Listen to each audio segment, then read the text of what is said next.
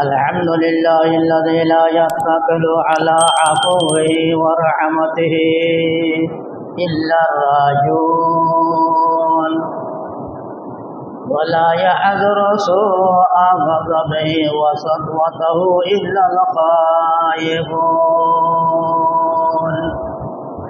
تمام تعریف اس اللہ کے لیے ہے جس نے اپنی مرحمت، اپنے ابو، اپنے مغفرت کو عام کر دیا۔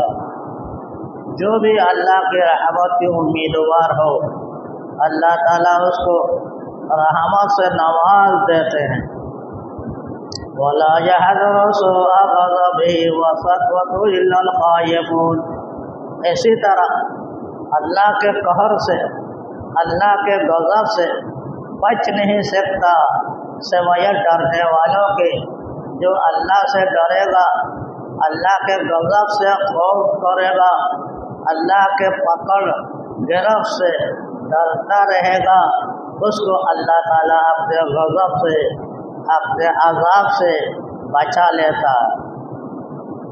الذي سلط على عباده الشهوات وأمرهم بترك ما يشتهون۔ پھر یہ کہ اللہ تعالیٰ نے آزمانے کے لیے بندے کے اندر ایک شہوت کا مادہ ڈال دیا۔ پھر یہ کہ اللہ تعالیٰ نے امتحان کے لیے بندے کے اندر ایک شہوت کا مادہ ڈال دیا۔ وَأَمَرَهُمْ بِتَرْكِ مَا يَشْتَهُونَ، اور حکم دیا اس شہوت کے مطابق معاملہ نہ کرے۔ شہوت کا مادہ ڈال دیا اور منع کیا اور کہا کہ اس کے تقاضا کے مطابق عمل نہ کرو۔ وَابْتَلَاهُمْ بِالْغَضَبِ وَقَلَّبَهُمْ قَلْبَ الْغَيْظِ فِيمَا يَغْضَبُونَ۔ اگر تم خواہش نفسانی کے مطابق عمل کرو گے منع کرنے کے باوجود تو اللہ تعالیٰ کی طرف سے عذاب ملے گا۔ اللہ تعالیٰ کے غضب میں، اللہ تعالیٰ کے غصے میں تم داخل ہو جاؤ گے۔ اما بعد فإن الغضب بغير حق وما ينتج منه من الحقد والحسد مما يهلك به هلك ويفسد به من فسد۔ اس حمد و صلاۃ کے بعد فرماتے یہ غضب، یہ غصہ ناحق جو کرتا ہے اس کا نتیجہ کینہ، اس کا نتیجہ حسد کی صورت میں آتا ہے۔ جو غضب اور جو غصہ کرے گا ناحق تو اس کا نتیجہ کیا نکلے گا کہ حسد پیدا ہوگا اور کینہ پیدا ہوگا۔ مما یہلک به من ہلک ویفسد به من فسد۔ یہ کینہ کی وجہ سے، حسد کی وجہ سے، عداوت کی وجہ سے ہلاک ہو گیا، اگلے لوگوں میں سے جو ہلاک ہو گیا اور فاسد ہو گیا کتنے لوگوں کا ایمان اس غضب اور عذاب کی وجہ سے، کتنے لوگوں کا ایمان فاسد ہو گیا ناحق غضب اور عذاب کی وجہ سے۔ فرمایا رسول اللہ صلی اللہ علیہ وسلم نے الغضب یفسد الایمان، ناحق غصہ کرنا یہ ایمان کو فاسد کر دیتا ہے، ایمان کو برباد کر دیتا، ایمان باقی رہنے نہیں دیتا۔ اور اللہ تعالیٰ نے بھی فرمایا وَمِن شَرِّ حَاسِدٍ إِذَا حَسَدَ، پناہ مانگو اے میرے بندو حسد کرنے والوں کے حسد سے جب وہ حسد کرنے لگے۔ دیکھا حسد سے ایمان فاسد ہو جاتا ہے، ایمان ٹکڑے ٹکڑے ہو جاتا ہے۔ اور اللہ تعالیٰ نے بھی حسد سے پناہ مانگنے کے لیے ارشاد فرمایا وقال رسول اللہ صلی اللہ علیہ وسلم لرجل قال له صلی اللہ علیہ وسلم اوصنی، رسول اللہ صلی اللہ علیہ وسلم نے ایک صحابی کو جس نے رسول اللہ سے عرض کیا تھا مجھے کچھ وصیت فرما دے یا رسول اللہ، قال لا تغضب، تو رسول اللہ نے فرمایا تیرے لیے نصیحت وصیت یہ ہے تو غصہ نہ کرنا، تو غصہ نہ کرنا۔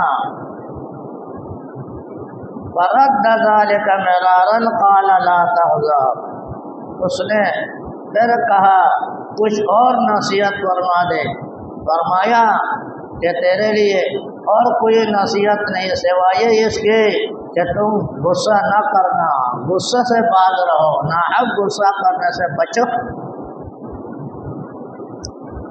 وقال علیہ الصلاۃ والسلام اول الغضب جنون وآخرہ ندب، فرمایا رسول اللہ صلی اللہ علیہ وسلم نے غصہ جب آتا انسان پاگل ہو جاتا،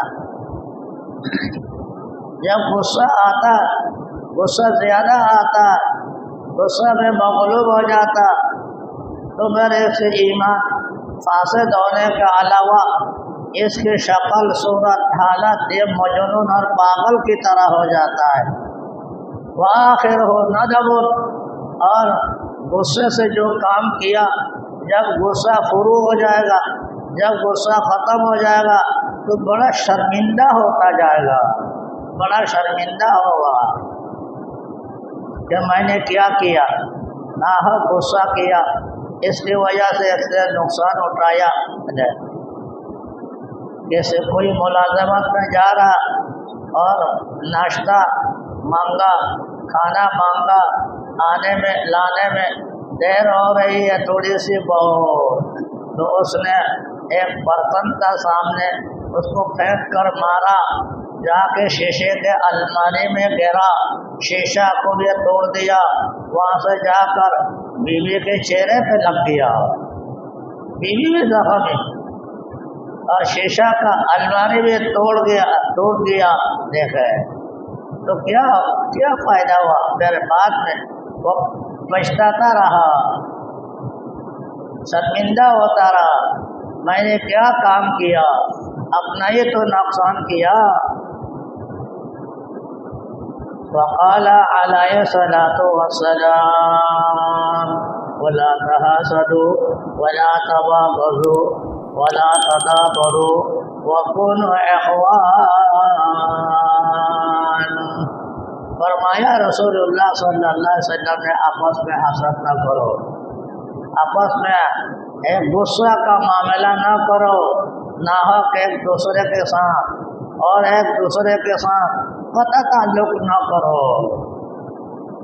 وَقُولُوا عِبَادَ اللَّهِ، اللہ کے نیک بندے بن جاؤ، سب بھائی بن جاؤ، آپس میں جو بھائی ہوتے ہیں آپس میں حسد نہیں کرتے، آپس میں ناؤ غصہ نہیں کرتے، تو ہر مومن بھی بھائی ہیں۔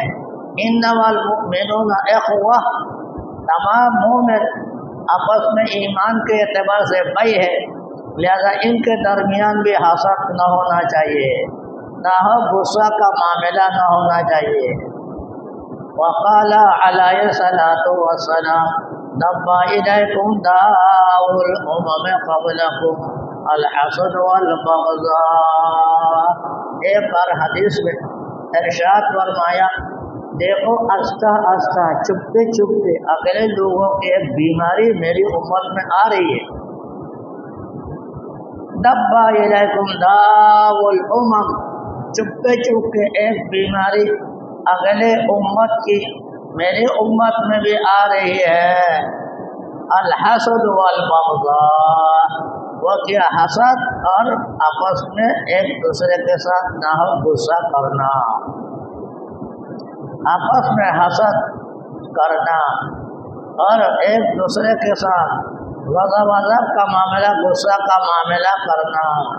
یہ الحالقہ کہتے دیکھو حسد کرنا، ایک دوسرے کے ساتھ ناحق غضب کا معاملہ کرنا، یہ حلقہ ہے۔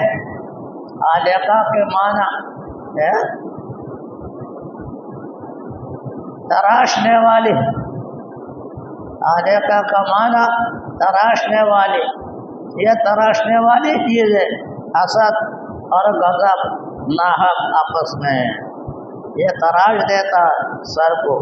क़ाल ला आक़ुलु तहलिक़ु शअर वलाकिन तहलिक़ु दीन, फरमाया ये मुंडा देता है गज़ब अज़ब हसद बुग़्ज़ अदावत आपस में, कहते हैं बाल को नहीं मुंडाता बल्कि दीन को मुंडा देता है, यानी दीन को ख़त्म कर देता है। देखा इतनी बड़ी बात, अल्लाह ताला हिफाजत फरमाए। थोड़े बहुत मामले में इंसान एक दूसरे के साथ हसद करता है, गुस्सा करता है, नाहक गुस्सा करना, हसद करना कितनी बड़ी बुरी बात है, अंदाज़ा लगाओ। सबसे बड़ी बात तो ये याद रखने की है कि रसूलुल्लाह सल्लल्लाहु अलैहि वसल्लम फरमाते ये दिल को मुंडा देता, जैसे सर मुंडाने में एक बाल भी बाकी नहीं रहता, इसी तरह दीन का कोई हिस्सा भी बाकी नहीं रहता जब आपस में एक दूसरे के साथ हसद करता है, अदावत करता है, कीना रखता है और नाहक गुस्सा करता है। वक़ाल अलैहि सलातु वस्सलाम इय्याकुम वल हसद फ़इन्नल हसद याकुलुल हसनात कमा ताकुलुन नारुल हतब। फरमाया रसूलुल्लाह सल्लल्लाहु अलैहि वसल्लम ने हसद से बचो, नाहक गुस्सा करने से बचो, एक दूसरे के साथ अदावत करने से बचो। क्यों? फ़इन्नल हसद याकुलुल हसनात, ये हसद जब करोगे तो ये हसनात नेकियों को खा जाएगा। हसद नेकियों को खा जाता है, गुस्सा नेकियों को खा जाता है। कैसे खा जाता है? मिसाल देकर समझाया, कमा ताकुलुन नारुल हतब, जैसे आग सूखी हुई लकड़ी को खा जाती है। आग सूखी हुई लकड़ी में लगे लकड़ी को खाकस कर देती है। तो ऐसी तरह जब इंसान के अंदर हसद आ जाए, बुग़्ज़ आ जाए, अदावत आ जाए, तो आपस में अदावत की वजह से ऐसे नेकियों को वो खा जाती है। अदावत हसद, ये कोई नेकी बाकी नहीं रहती। अल्लाह ताला हिफाजत फरमाए। वक़ाल अलैहि सलातु वस्सलाम युफ़्तहु अबवाबुल जन्नति यौमल इस्नाइन व यौमल खमीस व युग़फ़रु लिकुल्लि अब्दिन ला युशरिकु बिल्लाहि शैअन इल्ला रजुलन कानत बैनहु व बैन अख़ीहि शहना। फरमाया रसूलुल्लाह सल्लल्लाहु अलैहि वसल्लम ने पीर के दिन और जुमारात के दिन अल्लाह ताला के मग़फ़िरत का दरवाज़ा खोल दिया जाता है। पीर के दिन, जुमारात के दिन अल्लाह ताला मग़फ़िरत का दरवाज़ा खोल देता है। फ़युग़फ़रु लिकुल्लि अब्दिन, हर बंदे की मग़फ़िरत फरमाते हैं, अलबत्ता दो बंदे की मग़फ़िरत नहीं फरमाते। ला युशरिकु बिल्लाहि शैअ, जो शरीक करता हो, अल्लाह ताला के साथ शरीक करता हो, उसकी मग़फ़िरत नहीं होती। इल्ला रजुलन कानत बैनहु व बैन अख़ीहि शहना, एक वो आदमी उसके दरमियान, आपसे भाई के दरमियान अदावत, बुग़्ज़, कीना लगा हुआ हो, एक दूसरे के लिए कीना रखा, अदावत रखा, बुग़्ज़ रखा। इस बुग़्ज़ की वजह से, अदावत की वजह से अल्लाह की मग़फ़िरत से महरूम हो जाता। इतने बड़ी बात देखिए, अल्लाह ताला हर बंदे की मग़फ़िरत फरमाता, मगर जब तक के तौबा न करे गज़ब से, अज़ाब से, उस वक्त तक अल्लाह ताला उसकी भी मग़फ़िरत नहीं फरमाता। और कह दिया जाता है फ़युक़ालु अंज़िरू हाज़ैन हत्ता यस्तलिहा, इन दोनों آدمی کے معاملہ ابھی رکھ دو، دیکھیں گے وہ توبہ کر کے اپنے اعمال اخلاق کی اصلاح کرتا یا نہیں کرتا۔ ان دونوں کے معاملہ ابھی رکھ دو، دیکھتے ہیں یہ اصلاح کرتا یا نہیں کرتا۔ اس لیے میرے دوستوں، کہنے کا مقصد یہ، کتنے حدیث ہم نے بتائی خود کر سے، اس کا مطلب آپس میں حسد، آپس میں کینہ، آپس میں عداوت، آپس میں غصہ وغیرہ سے بچو۔ اللہ تعالیٰ توفیق عطا فرما دے۔ صلی اللہ تعالی علی خیر خلقہ محمد وآلہ وصحبہ اجمعین۔